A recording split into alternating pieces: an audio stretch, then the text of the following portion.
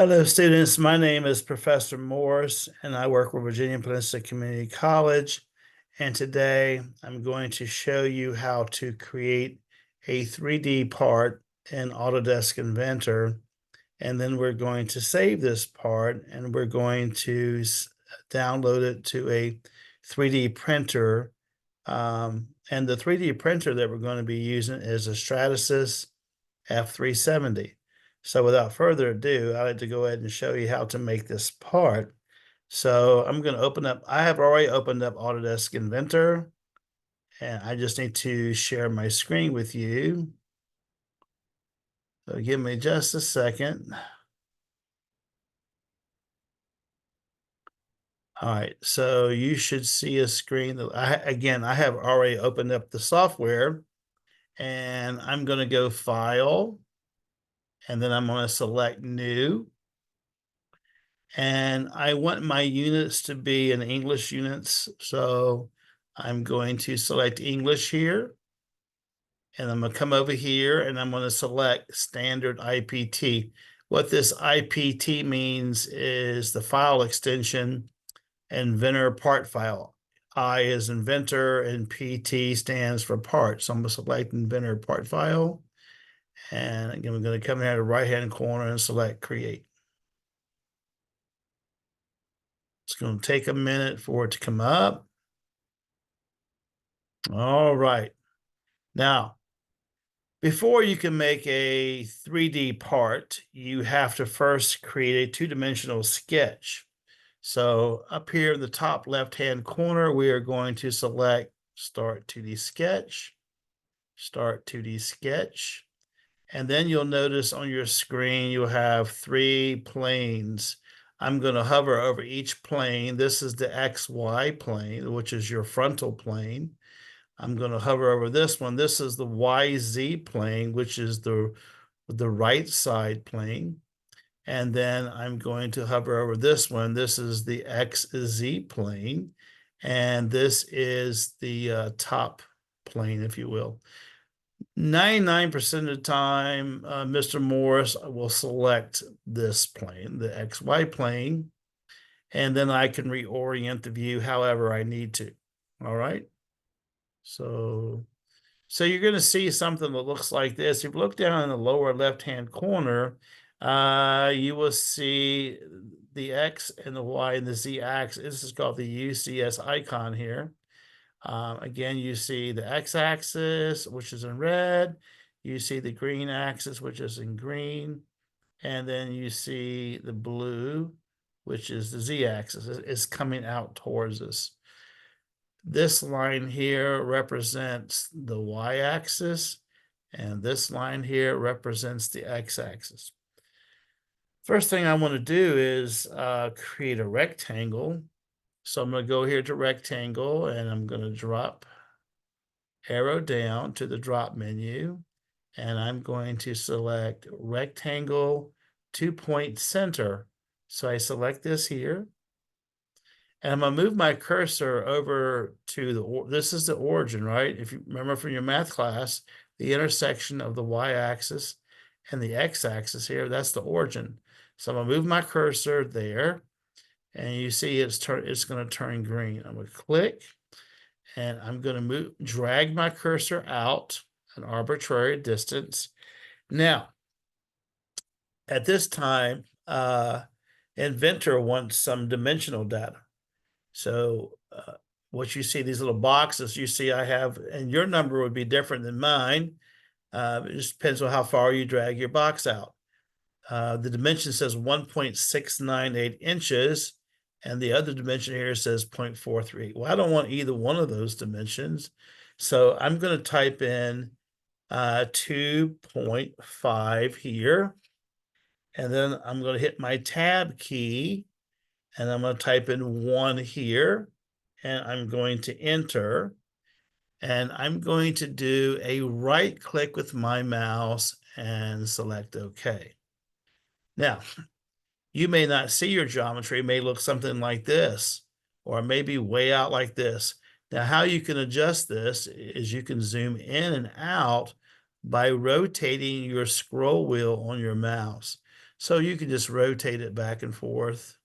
And so I can see all of my geometry now.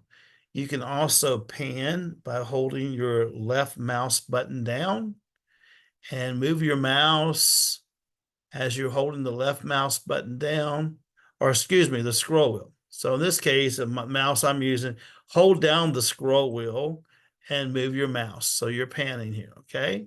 Hold down your mouse or your scroll wheel and move your mouse around. I'm going to finish the sketch here, and I'm going to rotate the scroll wheel so I can zoom out. And this is actually what they call the isometric view, all right? And we can adjust this as well. Up here, to the right-hand corner here, top right-hand corner, we have what we call a view cube, and you can orient this however you want. You can click on front there. You see there's some arrows here. I can click on this arrow to go to the left side view. Click again, shows the back view. Click again, the right side view. And then we're back to the front. And likewise, you can click these arrows. You're at the top, the back, the bottom, and the front again. You can also rotate your view. We have these arrows here. Okay, you can rotate it counterclockwise, or you can rotate it clockwise, whatever is needed. All right, so I'm going to tell you that Mr. Morris here, I like to work in the isometric view. So what you can do is to get an isometric view, you can click on this little corner right here, and you can click on all these corners actually, and you're still in different isometric views. Same for the bottom corners. Okay, I'm just clicking the bottom corners. I'm going to get back into the front view, and then I'm going to click on this top right-hand corner for the isometric. And if I rotate my scroll wheel, again, you can zoom in and out. All right, I need to give this sketch some depth. In order to make it a 3D part, I have to give it some depth. So come up here to where it says extrude, click on extrude, okay?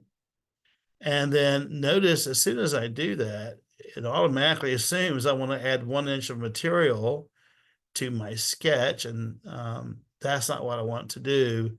So to begin with, it's going to extrude it in the positive Z direction. I don't want to do that. I want to extrude in the negative Z direction. So I'm going to click on this arrow here. Click on that arrow. It's going to flip it in the opposite direction. Also, I don't want it to be 1 inch thick. So I'm going to come over here and I'm going to make this 0.125. 1/8 of an inch is all I want. So type in 0.125 there. So you flip it, type in 0.125, and you select OK. All right, so congratulations. You have made your first three-dimensional part here, but obviously we're not done. Now what I want to do is I want to round these corners.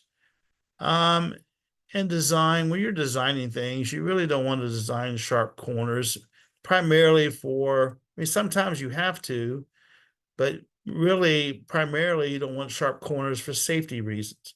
So we're going to round these corners. I'm going to select fillet, and then select fillet again, click. And it's going to ask me what radius I want for my corners. I'm going to leave it at 1/8 of an inch, which is 0.125. If yours is not 0.125, by default, it should be. But if it happens to be some other value, just type in 0.125 here and hit enter. Now what I want to do is I want to go around, click on each one of these corners, this corner, click on the edge, click on the edges of the corners right here, click on the edges. And also it has X-ray vision here. I can just hold my mouse here. There's the other edge I want to select. And all 4 corners are now rounded. I'm going to select OK. All right.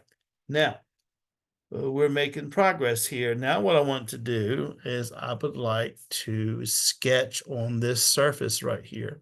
So go to Start 2D Sketch, Start 2D Sketch, and click on this surface right here. Now what I want to do is I want to project my edge that goes around the rectangle here. And the way you do this is you have to go to Project Geometry, click, and then Project Geometry again, click again. And then go around and select your edges with your left mouse button.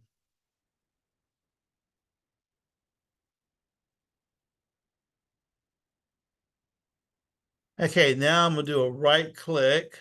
Okay. Now, why did I do that? Well, I did that because I want to offset that edge inward. So I'm going to go to Offset, and I'm going to click on this edge, and I'm going to come in. And let me just double check my dimensions here on this part. And we want this to be a 1/16 of an inch. So I'm going to type in 0.0625, and I'm going to enter. See, so what it did is it took that edge and it offset it by a 1/16 of an inch inward. And I'm happy with that. So I'm going to select Finish Sketch. Now, what I want to do is I want to extrude. And I'm going to click this time on the inside. Now, if I do this and select OK, it's going to add material. I don't want to add material here. I want to subtract material. So, and I also don't want to put a hole through this. So what I'm going to do is I'm going to change this distance here to 0.0625. Oh, yeah, that's right. That's a 1/16 of an inch. And then I'm going to click on this arrow. See how it's made a pocket now. It's a pocket. And it doesn't go all the way through. So we didn't want to punch through the part. So we're going to select OK. Making good progress here. Now what we want to do, again, what we're making is a keychain. And we want to put Virginia Peninsula Community College. We want to use the letters VPCC here. So we're going to start 2D sketch, and click on this face right here.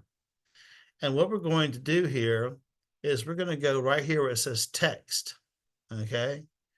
And we're going to arrow down and click on text. And now come here. Once you click on, again, click on the down arrow, click on text, and then come here right on the front face of this and click anywhere. And I'm going to type in the letters VPCC, okay? Now, I'm going to hold down my left mouse button, just like you would do in Word if you wanted to highlight a word in a Word document. I'm going to change this now to a 1/2 inch, 0.5. And I'm going to select OK. Now, I'm going to do that again just to show you. I'm going to undo that. By the way, if you make a mistake, this is a nice little button up here. This is the undo button. So click on that and it goes back to where you were at. So click on text, click again with the left mouse button. And by the way, when I say click, that means you click the left mouse button. If I say right click, that's the right mouse button. So click is left, right click is the right mouse button. Type in VPCC. We're going to hold down the left mouse button, highlight this. We're going to make this 0.5, and we're going to select OK. Now, I want you to do a right click anywhere on the screen, doesn't matter, and select OK. So, Mr. Morris, how come your letters are not on the keychain? Well, hold down. If you move your mouse to where your cursor is on top of the letters or hovering above the letters, hold down the left mouse button. You can, by eye, now you students have better eyesight than I have here. I'm going to hold down the left mouse button. I'm going to do it by eye, roughly center it about right there, and maybe a little bit more. It doesn't matter. It's your keychain, it's your design. All right. So there's my letters, Virginia Peninsula Community College. All right, so I'm gonna select finish sketch here. Now, I want to make those, I want to emboss those letters. So I'm gonna go to where it says emboss, click on emboss, and I'm gonna click on the letters. You see a little arrow is pointing outward. Well, we want to give that those letters some depth. Okay, right now there's no depth associated with those letters. So we're going to put in 0.0625 and select OK. All right, so we're making good progress here. What I want to do is put a little hole here for our key ring. All right, so start 2D sketch, start 2D sketch. I'm going to click on this surface right here. All right, now I'm going to go to circle, circle center point, and take your mouse, and we're going to click. Well, you can click here. It doesn't matter for right now. Click here, and we're going to make this whole. And we're going to type in a fraction here. We're going to type in 3 divided by 16, which is 3/16 of an inch diameter. Enter, and do a right click. OK. Mr. Morris, you didn't put that on the center line. Yes, I know this. So we're gonna fix that. So go up here to where it says dimension, click on dimension, and then I want you to click on this edge right here, click, and then click at the center of the circle. It'll be a little green dot there. Click, drag this off the part, click. Now it gives you an opportunity to change that dimension. And we're going to make it 0.5 and enter. All right, now that dimension is good. I'm going to do a right click, OK. Now I'm going to go to dimension again, click dimension, and I'm going to click this edge, and I'm going to click this center, and I'm going to drag down a dimension here, click, again, click his left mouse button, and I'm going to type in 3 divide. I can type in fractions also. It doesn't have to be decimals. Type in 3/16 of an inch, and you can either enter or you can click on this green check mark. Now I'm happy with that. I'm going to finish the sketch, and I'm going to go to extrude. And notice how it picks up my last profile, which is a closed circle. I don't want to come outward because if I do, it's going to add material. I want to go the other direction. And notice now there's a hole there. Select OK.